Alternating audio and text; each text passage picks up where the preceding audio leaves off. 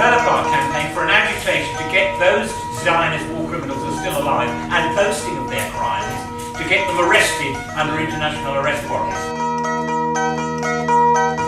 £100 from our friends here. Raised now £1,100. Peter Rushton!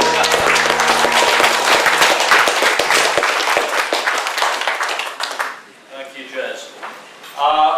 Aside from the IRA and their Fenian predecessors, our first significant experience of terrorist bombing in mainland Britain was immediately after the Second World War.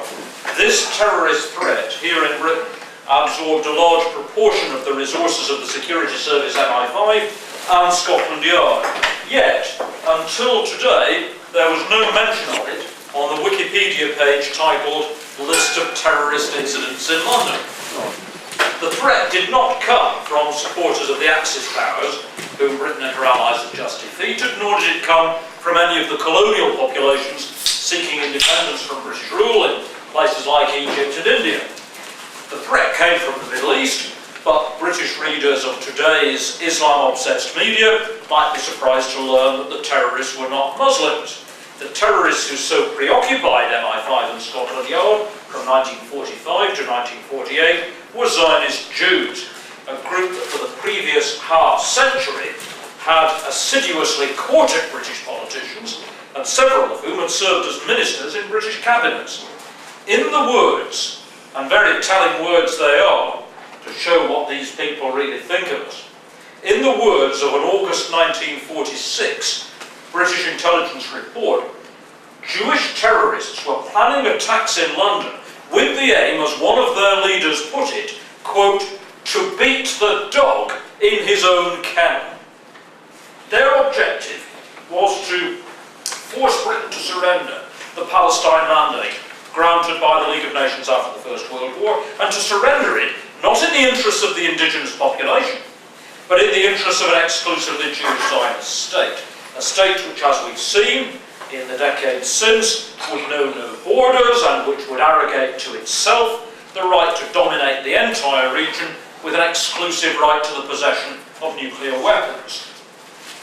Now, other issues besides terrorism were involved in Britain's surrender of the Palestine mandate, notably economic crisis, the bankruptcy of a country that had just fought a ruinous war for 6 years, American pressure, and a British population understandably weary of war. I would not suggest, much as surviving Zionist terrorists might like to claim it, that their outrages were solely responsible for driving Britain out of Palestine. Nevertheless, for both Britain and the world, that terrorist war deserves a great deal more attention than it usually gets. Partly, of course, because we should remember its victims, whether in Britain or in Palestine. Partly because we should remember those British servicemen who were on the front line against terrorism. Many of them, as we've seen, 18-year-olds straight out of basic training and given guns without bullets by a bankrupt empire. But also because Britons in 2015 need to understand how that dying empire was subverted, betrayed and bullied by the forces of international Zionism. Forces that the British Empire's rulers had once thought would be its saviours, but in fact proved to be its gravediggers. The first British casualties of Zionist terrorism were not themselves the direct targets. They died because of their efforts to fulfil the British mandates in Syria and protect Arab civilians from Jewish terror. In April 1938, 2 British constables serving in the Palestine police were killed as they tried to defuse a bomb that had been left on a train carrying Arab workers to the Haifa oil terminal. 2 months later, the British authorities for the first time hanged a Jewish terrorist, having previously exercised restraint. As we shall see, they continued for the most part until the execution of Dov Gruner. The British authorities within Palestine continued a policy of restraint and of holding back from actually executing the ultimate penalty, held back, continually put off executions, partly because they were out of political weakness, out of American pressure, out of the sheer ruthlessness of the Irgun and the Stern gang, who, when one of their men were on death row, would say, "You hang that man and you're for it." And sadly, the British authorities didn't have the guts, I have to put it that way. The British authorities, Britain's rulers, didn't have the guts to say, "Well, look, if we surrender to you now, we'll just have to keep on surrendering to you." And we'll see in a moment the precise consequences of that, and how British authorities at the top in Egypt in 1944, at the end of 1944, very correctly perceived what the consequences of restraint and surrender to Jewish terror would be. Now, in response to that first hanging in 1938, the Irgun, the largest militant Zionist terror group, began revenge attacks, including the indiscriminate bombing of markets in Haifa and Jerusalem. Hostility between Zionists and the British grew a few months before the Second World War, when Neville Chamberlain's government issued a white paper restricting Jewish immigration into Palestine. The Zionists were, of course, as we've heard, pushing for never-ending Jewish immigration that would completely transform the country. So the 1939 White Paper became the symbol of British mandate policy opposed by the Zionists. In August 1939, just 1 week before the outbreak of the Second World War, the Irgun killed 2 British detectives with a landmine, including Inspector Ralph Cairns, the head of the Palestine CID's Jewish section.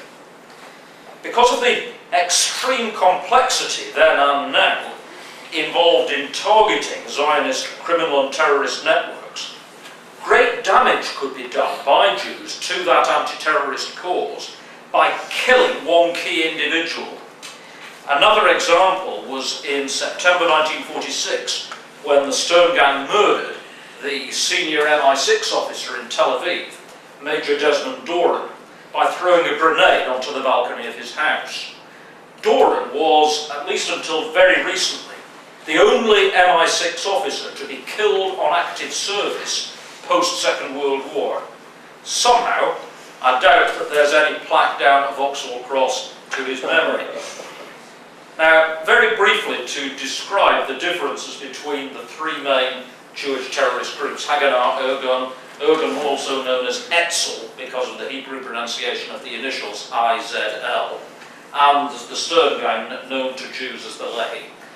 Because for years there was this cosy myth, which you still encounter sometimes, that the Haganah, effectively the armed wing of the mainstream Zionist body, the Jewish Agency, which was transformed into the armed forces of the new state of Israel in 1948, that the Haganah were the nice guys, the moderates, who dissociated themselves from the extremists and the other 2 groups.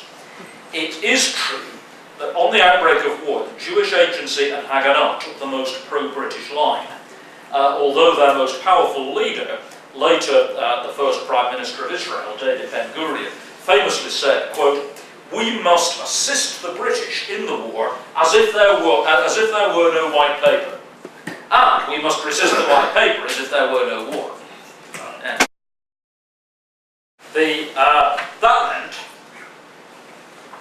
That meant being on Britain's side against the Germans, while subverting British policy in the mandate and implicitly preparing for a war against Britain as soon as the war against Germany was won.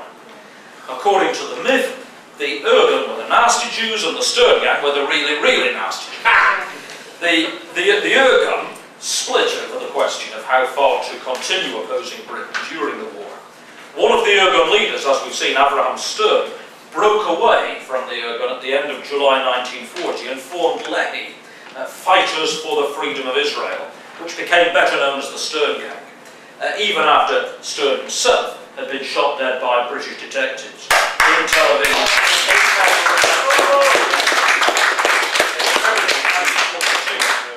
February 1942 he was shot.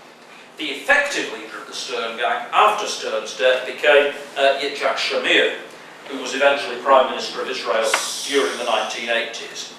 Ideologically, the Stern gang was all over the place during the 1940s, prepared to do deals with anyone, Hitler, Mussolini, Stalin, if it would advance the anti-British cause. Meanwhile, the Irgun leadership supported, the Irgun leadership, apart from Stern who'd broken away, his followers had broken away, the Irgun leadership supported the anti-German war effort, at least in the beginning. Significantly, some Irgun terrorists had received specialist training from the Polish army in the Carpathian Mountains during the late 1930s and had been supplied with Polish arms. David Razil, the Irgun's leader, was among numerous members who fought on the British side. Razil was on a British-sponsored mission inside Iraq in May 1941, partly with the aim of assassinating the pro-German Muslim leader Hajj Amin al-Husseini, the Mufti of Jerusalem, when he was killed Razil, was killed in a German air raid. Razil's colleague Yakov Meridor, who'd been with him on the Iraq mission, returned to Palestine and briefly took over the Irgun, but later handed the leadership to the young Polish immigrant Menachem Begin.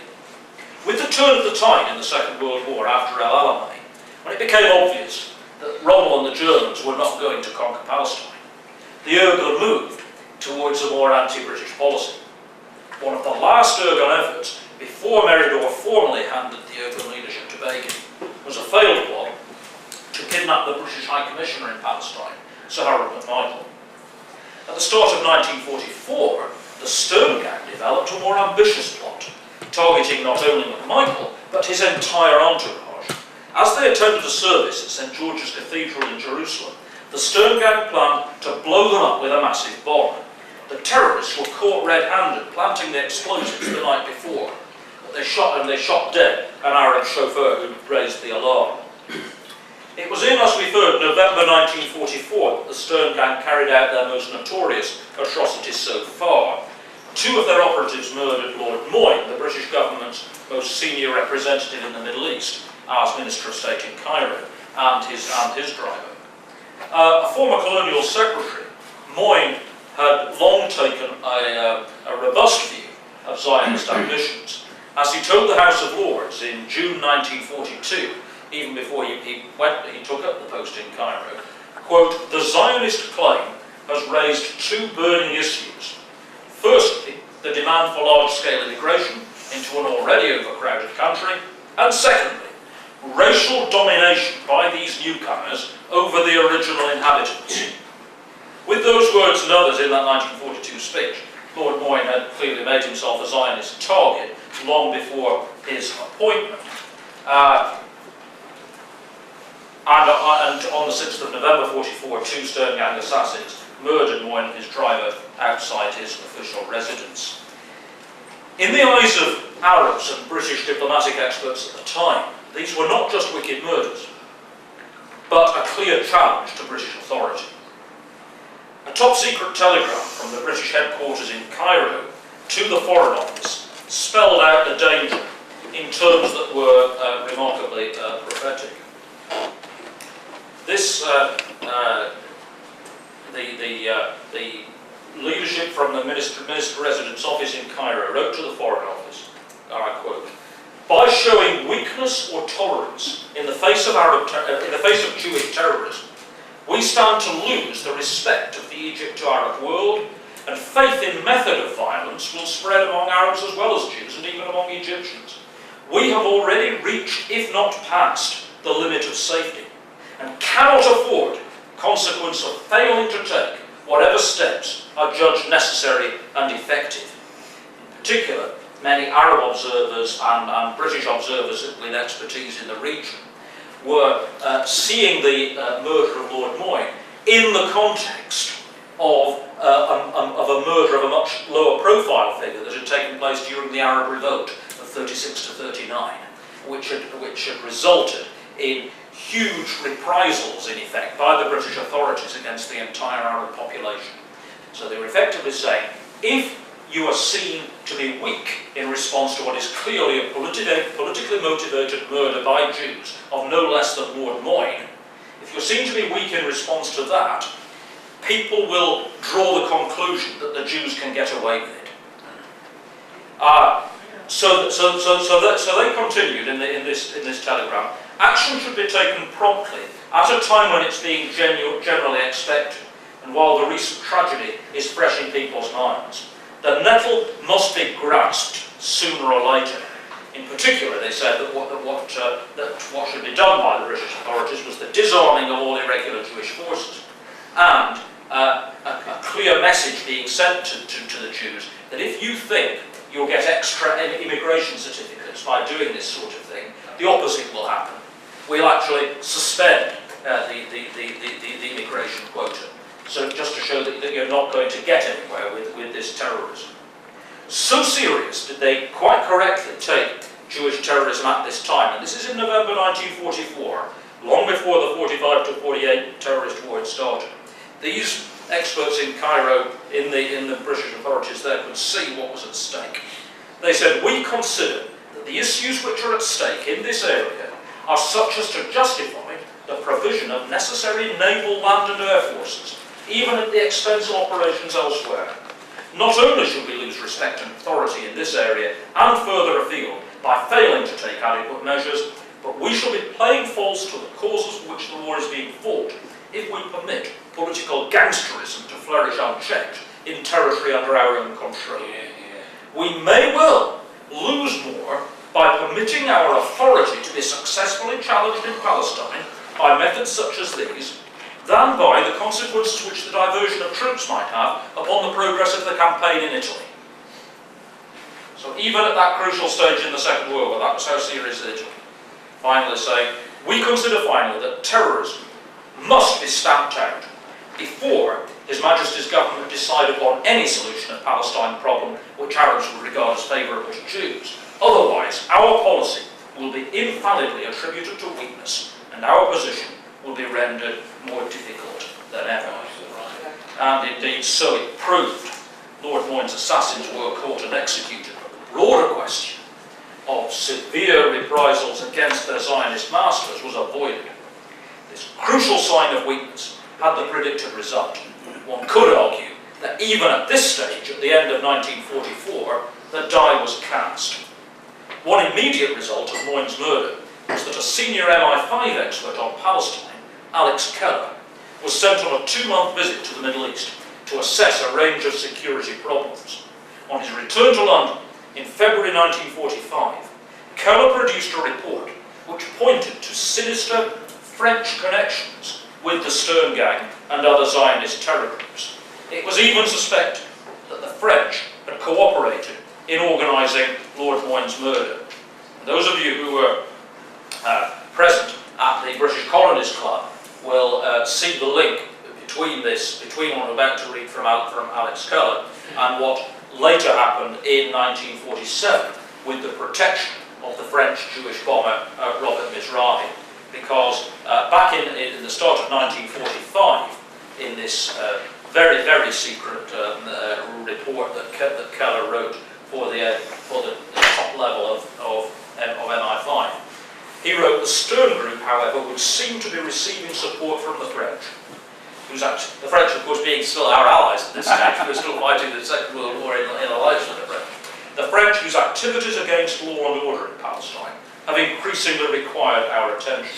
We already know from top secret sources that French officials in the Levant have been clandestinely selling arms to the Haganah, and we've received recent reports of their intention to stir up strife within Palestine, not only in retaliation for the part we played last year in supporting Lebanese and Syrian demands for independence, and here we see the importance of the whole situation, because it wasn't just a matter of what Britain does in relation to the Jews, it was what is Britain's policy going to be in relation to the Arab world, because what Lord Moyne knew, and another reason why he had to be killed, was that the Jewish problem would be much more easily dealt with by Britain if Britain moved away from the policy of balkanisation, of setting Arab against Arab, deliberately setting Arab against Arab, and moved towards a policy of Arab unity in the Middle East. And that this was the crucial question.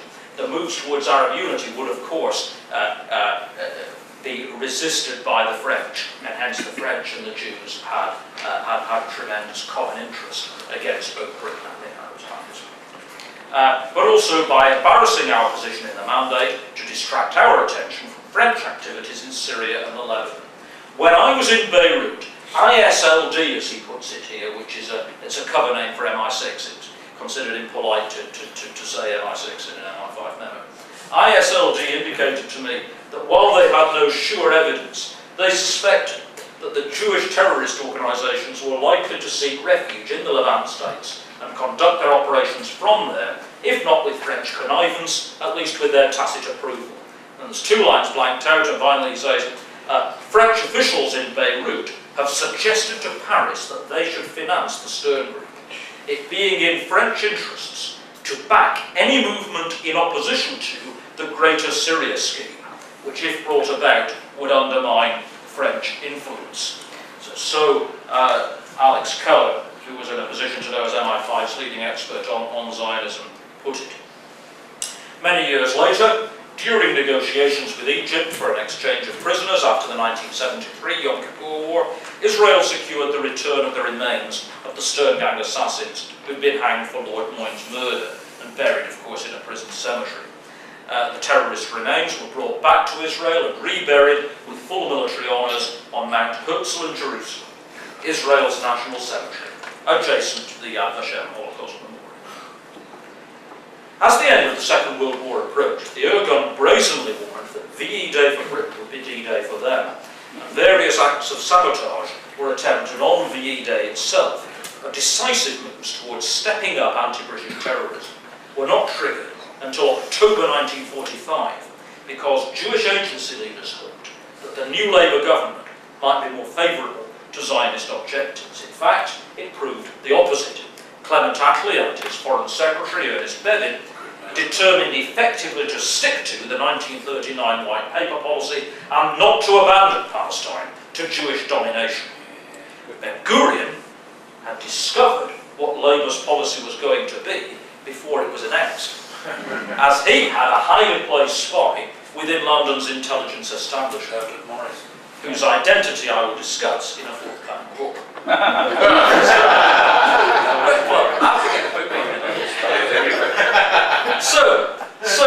So he immediately accelerated plans, Ben-Gurion immediately accelerated plans for a joint Hebrew resistance movement, an alliance of Haganah, Irgun and Lehi, coordinated by what they called the X Committee, which had representatives of all three groups.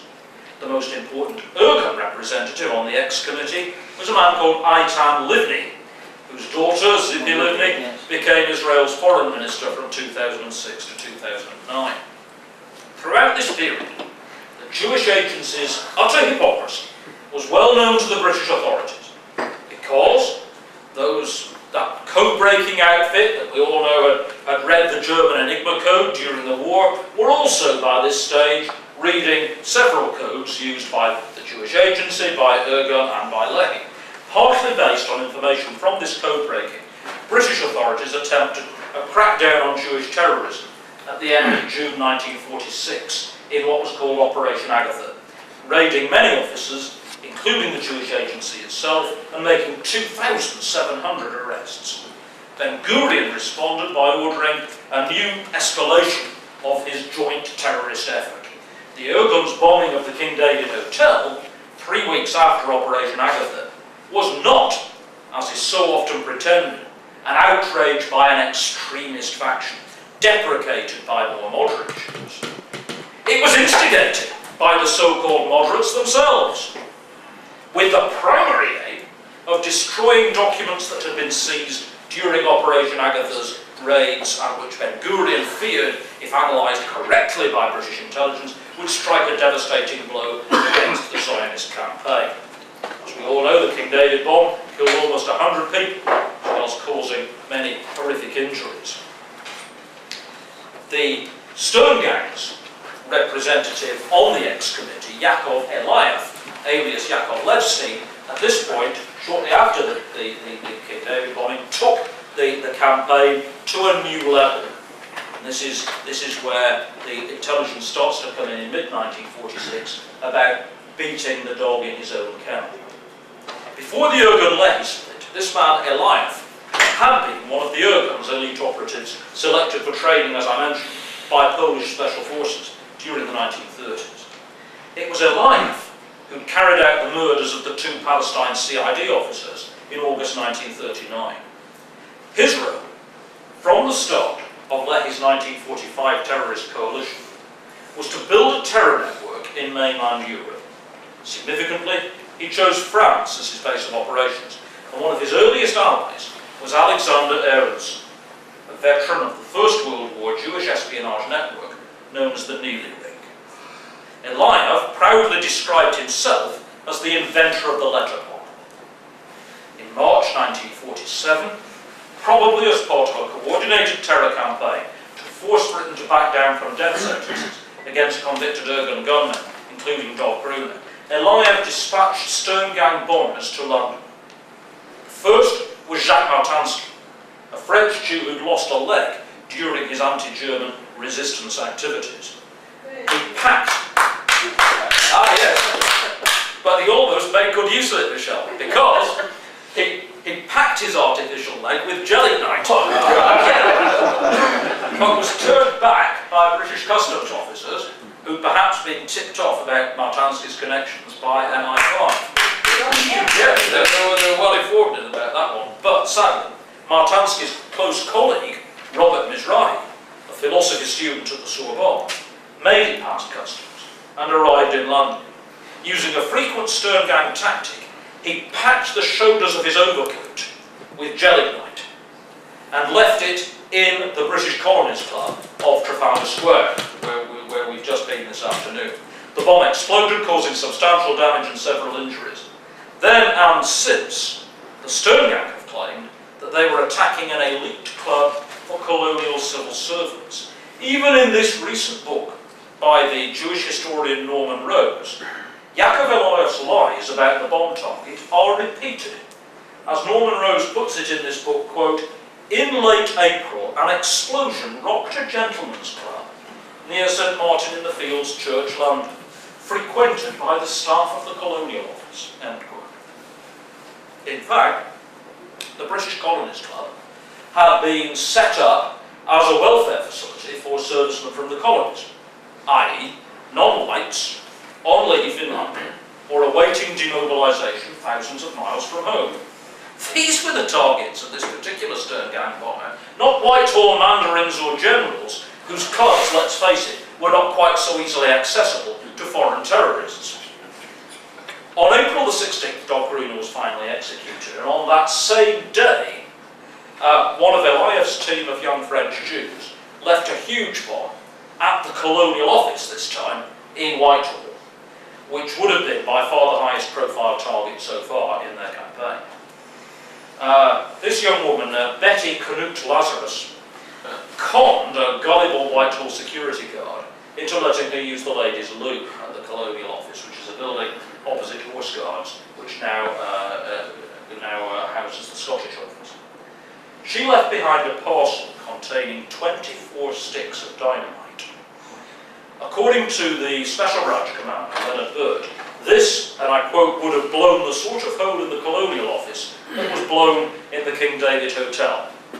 So on Whitehall, you've just seen the type of damage that was done there. Fortunately, the timing device failed, and having failed to explode, the bomb was discovered by a cleaner. One has to remember that letter bombs were in their infancy. In fact, Eliav claimed to have invented them, and several sent by Eliav to British politicians during the spring of 1947 failed. Almost certainly, however, he and his Paris cell were behind the letter bomb that killed Rex Farren, the young brother of SAS war hero Roy Farren, at the family's Staffordshire home in May 1948. His stomach literally blown out, an enormous sort of overkill. Scotland Yard's files on the case, on that terrorist murder, remain secret almost 70 years later. If the case truly remains open, the best lead for Scotland Yard is surely that Stern Gang bomber, Robert Mizrahi, bomber of the Colonies Club, British Colonies Club, who went on to become Professor of Ethical Philosophy at the Sorbonne and is still alive in Paris to this day, having evaded punishment due to the complicity of French politicians and intelligence officers with his stern gang masters, as detailed by MI5's Alex Cohen.